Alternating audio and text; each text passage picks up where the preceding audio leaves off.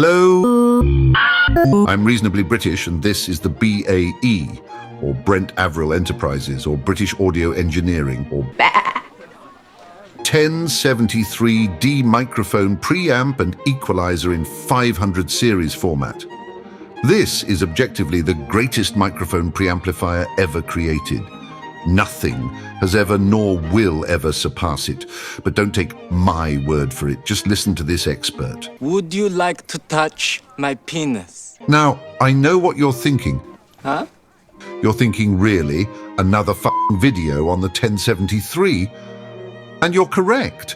I mean, if there are two things on the internet that are annoyingly ubiquitous, they are the three-way handshake of the transmission control protocol and, of course, reviews of the 1073 mic preamp. However, this video aims to do something a little different and I hope somewhat unique. We are going to compare this 1073D with this, the 1073 MPL, which is just the preamp sans equalizer. I want to know, if you're just looking for the saturation that a 1073 gives you, what's the difference between these two? I mean, besides the $1,300. We're also going to take a brief look at the equalizer section and compare it to this, the Vintech X73i, because the Vintech 73 clones were at one point held up high at nearly the same level as the BAEs. However, this no longer seems to be the case, and I want to know if that loss of reputation is justified. I'm testing them all as line-level inserts in Logic using a current generation Mo216A, and I have an insert that is just an XLR cable as a control and to match latency. The first thing that stands out is that you can see the mains power humming on the Vintech. That's not the end of the world, it's absolutely inaudible, but its absence is noteworthy on both of the BAE examples. I should also mention this Vintech has an intermittent staticky poppy sound. It could easily be my cell phone or something else electronic in this room, but it also does not happen on the BAEs. It's especially surprising since the BAE 1073D is about half the size of just the power supply of the Vintech. Here is the BAE and here is the Vintech power supply. That's about half, right? Let's see. You know, this tape measure. I was given this tape measure on the field of battle. In Germania, I think. It was a gift from my friend and boss for winning the battle. Out of pure jealousy for this very tape measure, my friend's son betrayed and murdered him, then seized power for himself. In fact, you could even say this tape measure left me father to a murdered son, husband to a murdered wife. And I will have my vengeance in this life or the next. Actually, fuck this tape measure. It's not even metric. Let us get right to the... Hey, that's my bit. Oh, yeah. Well, I thought that... See, that's exactly the problem. You were thinking. Yeah, but, well, look behind you. A distraction. Hey, come back here. My main objective is to get an idea of the quality of the saturation of these preamps right around the spot where the saturation becomes too much. Now, there are many, many ways to achieve this, and I think I tried most of them, but I'm only going to show you the ones I think will be the most relevant and useful to you. So to find the right spot, I turned the output trim down a bunch, then turned up the preamp gain, the big red knob, until it saturates like this, then went back down a notch. At this point, I'll use the output trim and a sine wave to match levels. And do keep in mind, I am not a professional musician or recording engineer. In fact, I might even say I have no idea what I'm doing. So forgive me if I make any mistakes. And before you leave that comment, allow me to pose the following preemptive retort. Would you like to touch my... Dick Van Dyke is still alive, and he made it to 100. Well, isn't that lovely? Okay, we're going to start off comparing bass because I think it reveals the most obvious saturation. And once again, I'll apologize for Michael Jackson. I mean, not for, well, I just mean for playing his music on yet another comparison, but I want this to be consistent.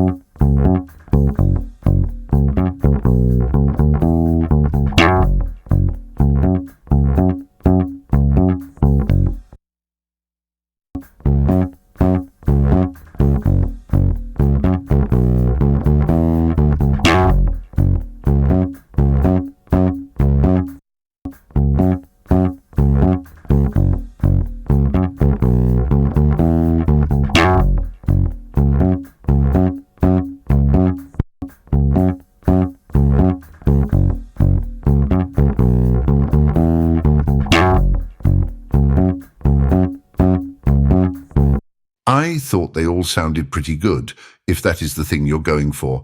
Now, let's hear just Michael. And this is pushed well into distortion. All the colors of the world should beat, loving each other wholeheartedly. Yes, it's all right. Take my message to your brother and tell him twice. All the colors of the world should beat, loving each other wholeheartedly. Yes, it's all right. Take my message to your brother and tell him twice. All the colors of the world should beat, loving each other wholeheartedly. Yes, it's all right. Take my message to your brother and tell him twice. All the colors of the world should beat, loving each other wholeheartedly. Yes, it's all right. Take my message to your brother and tell him twice. Now, if there's one thing a 1073 is good at, it is bringing vocals forward in a mix. So here's Michael again, but in the mix, all these takes are loudness matched as best as I could make them, and the mix is completely dry. All the colors of the world should beat, loving each other wholeheartedly. Yes, it's all right. Take my message to your brother and tell him twice. All the colors of the world should beat, loving each other wholeheartedly. Yes, it's all right. Take my message to your brother and tell him twice. All the colors of the world should beat, loving each other wholeheartedly. Yes, it's all right. Take my message to your brother and tell him twice. All the colors of the world should beat, loving each other wholeheartedly. Yes, it's all right. Take my message to your brother and tell him twice. Maybe it's the larger hole in my wallet left by the 1073D, but I felt that gave the most pleasing results. I thought the high end on the Vintech was just a tiny bit harsh compared with the BAEs. And upon further investigation, I also saw this in the EQ curves. For this test, I used Room EQ Wizard to feed white noise through both the 1073D and the Vintech, and I cranked each mid-frequency to 11 on both to see how closely the curves line up.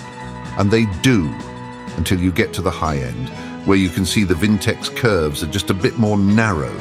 Now take that with a grain of salt, because this Vintech has that popping issue. I'd love to double-check this on another example, but I'm not going to. Which brings us to your favorite segment. Allegedly. Yes, it is time to practice the fine art of Twiddling knobs. and I'm going to twiddle pretty drastically and attempt the same EQ moves on both the BAE and the Vintech. If you'll allow a brief tirade, I made this video, but especially my last 1073 video, because I kept seeing comparisons of 73 clones on the tube with people just playing acoustic guitar, singing or drumming with conservative gain staging, and EQ, if any EQ at all.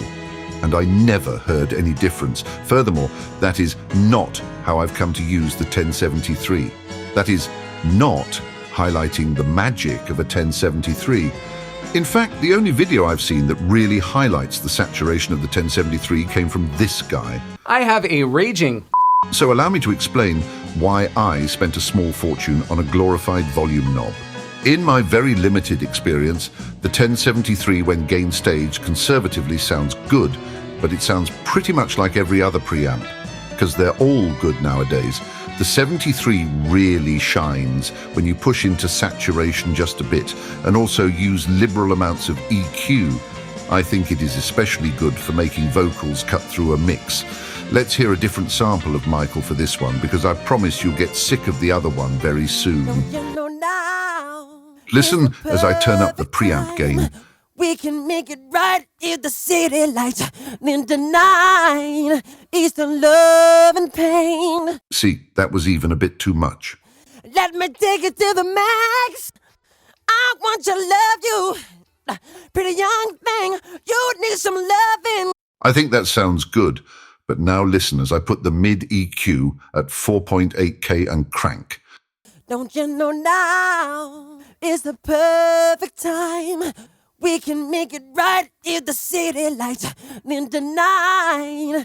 Eastern love and pain. Let me take it to the max. I want to love you. Pretty young thing, you need some loving. That boost just makes his voice so much more present. And you can crank 4.8 or 3.2, and in the context of a mix, it saturates and cuts through, but not in a harsh grading way. It pokes through a mix the way we're all used to hearing vocals in music.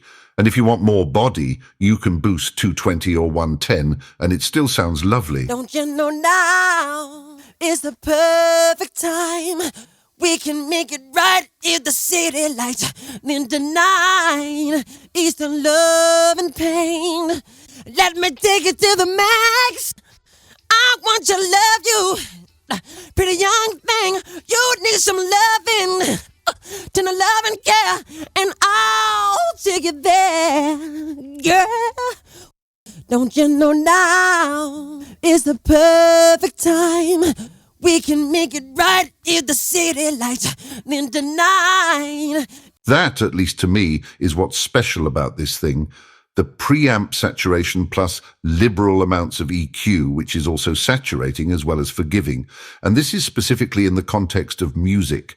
The 1073 is a fine preamp, and for something like voiceover, it will sound excellent. But I wouldn't do EQ moves this drastic if I wasn't shaping it to play well with other instruments. But then again, I am just some douche who does not do this for a living.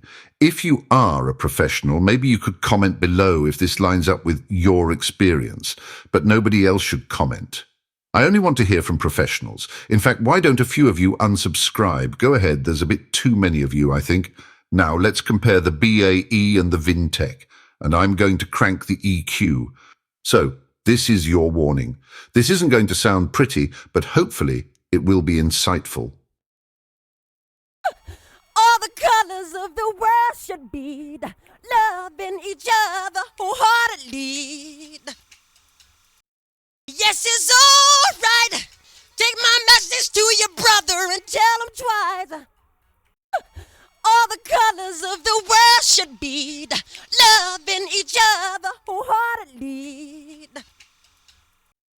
Yes, it's all right. Take my message to your brother and tell him twice. All the colors of the world should be loving each other wholeheartedly. All the colors of the world should be loving each other wholeheartedly.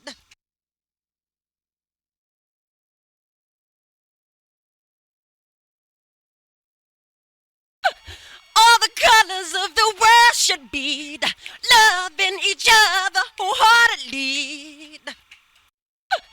All the colors of the world should be loving each other wholeheartedly.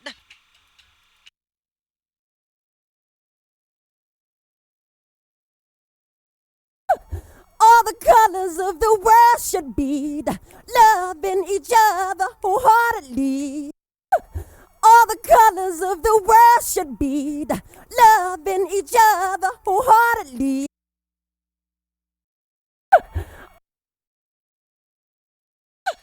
All the colors of the world should be.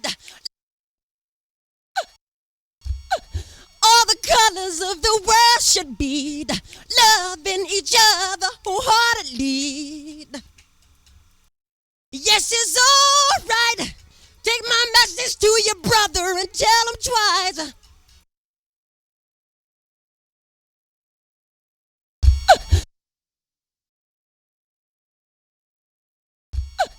All the colors of the world should be loving each other wholeheartedly. All the colors of the world should be loving each other wholeheartedly.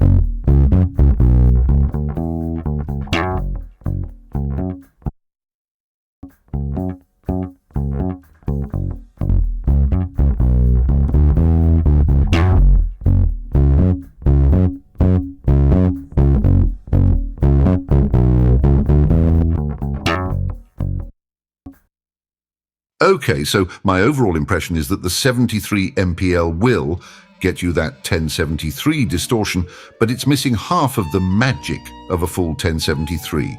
The EQ section of the D is quite lovely, and again I'd recommend getting a full channel, preamp and EQ. The Vintech is a fine piece of kit, but it doesn't quite measure up to the BAE. Although the BAE is about triple the price, I actually think I like the AMS Neve version of the 1073 a little better than the Vintech. The 1073 does a specific thing, and all of them, the BAE, the Vintech and the AMS Neves, they all do that thing pretty well. But I do think the BAE lives up to its hype. Should you buy one? Almost certainly not. I mean, it's almost $3,000 for something you can do nowadays for free. Do 73 style plugins compare to this? I don't think so, but they'll get you 90-95% of the way there. Is that last 5% worth the equivalent of a MacBook Pro? That's up to you. But I'd say if you haven't already spent the equivalent $2,500 on your speakers and the room you put them in, then this should not be your next purchase. And now it's time to pick some nits. Because as much as I really do love the BAE 1073D and that thing it does, I was moderately triggered by some of its deficits. First of all, there is no status light or level indicator or any light of any kind. While I understand this is probably in line with the original 1073 circuitry, I'd still love some indication that the thing is actually on. And while the 73 MPL does have indicator lights, they both arrived without any paperwork, no instruction manual, no warranty card, no sticker, no complimentary Audioscape beer cozy. They weren't even in a bag, just in some foam. One might argue that instruction manuals are digital now, and I would cede to that argument if the 1073D actually had an instruction manual, but no BAE, this does not count. This does not mention, for example, the current requirements of the 1073D, which, if you're planning out a 500 series chassis, you might be wise to count the milliamps before spending $3,000. In fact, this manual doesn't mention the 500 series at all, nor does it tell you how to use the impedance switch. I mean, if you're not going to update this with new product lines, you could at least fix the typo. That said, my impression of BAE as a company is extremely positive. This is actually my second 1073D. The first one had a broken gain stage, so I called the phone number on the website of British Audio Engineering, which, by the way, is a California company, and I got just some guy who sounded like he was hand-wiring preamps while talking to me. The guy that picked up the phone was the guy who answered my tech support question. That level of customer service is highly appreciated, and they never knew that I was the illustrious influencer you're all familiar with. I bought all of this with money that used to be mine. This is not sponsored. Well, I think that's all the time we've got. Stay tuned for a rant on the modern fractional reserve banking system. To briefly summarize, modern fractional reserve banking is a scam. I mean, just think about what actually happens when you use a bank. Banking is a business where your customers just hand you their money, and your only job is to not lose it. And in exchange, you get to take that same money and lend it back to those same customers and charge them a half a point on the VIG. Oh, but Mr. Reasonable, that's a little unfair after all. Bankers are not mobsters. Oh yeah? Well, a half point on the VIG converts roughly to 30% APR, which just happens to be the net profit margin of the largest consumer bank in the United States. And how much of that 30% does JP Morgan Chase give back to you for allowing them to invest with your money? Son of a bitch. And I know that includes the investment arm of JP Morgan, but it's all the same money. It's all the customers' money. Because no matter what rich people say, the number one rule of investing is not. Never lose money. The number one rule of investing is you only invest with Other people's money.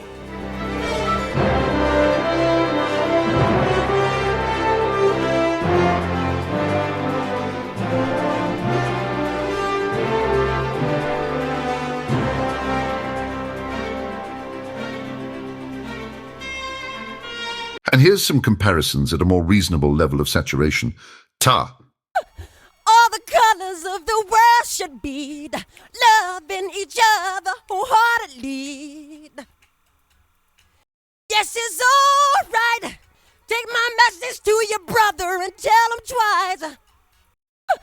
All the colors of the world should bead, loving each other wholeheartedly. Yes, it's all right. Take my message to your brother and tell him twice. All the colors of the world should bead, loving each other wholeheartedly. Yes, it's all right. Take my message to your brother and tell him twice. All the colors of the world should bead, loving each other wholeheartedly. Yes, it's all right. Take my message to your brother and tell him twice. All the colors of the world should bead, loving each other wholeheartedly.